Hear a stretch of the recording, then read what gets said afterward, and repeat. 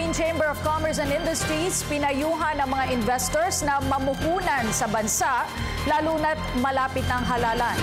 Nagbabalik si George Bandola. Malapit man ang eleksyon, payo pa rin ng Philippine Chamber of Commerce and Industries mas maiging maglagak na ng pamumuhunan ng mga investors ngayon.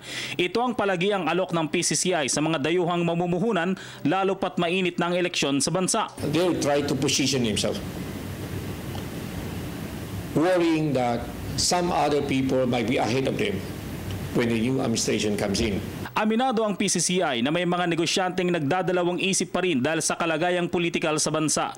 Pangunahing tanong daw ng mga ito tuwing trade mission ng Business Chamber kung mapapanatili ang magandang business atmosphere kapag napalitan ng...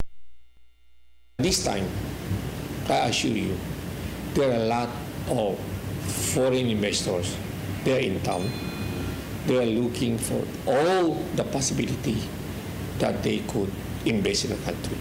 So you're saying they are pre-positioning? Exactly, they are pre-positioning. And it's only a matter of time when they are going to actually put in the money. But all of them are equally interested. Pagtitiyak ng PCCI, aangat ang government spending hindi dahil sa mag-e-eleksyon kundi dahil nais ng Aquino administration na mag-iwan ng magandang alaala sa sambayanan. They just wanted to have assurance, no, na there's a continuity, no, in the policy. And I believe our president would like to go down in history that he's an achiever. No? If we have been slow before in all of this project, it's because he believe in the Daan na Matuwid. He would rather sacrifice everything, but he would never sacrifice the integrity of his administration.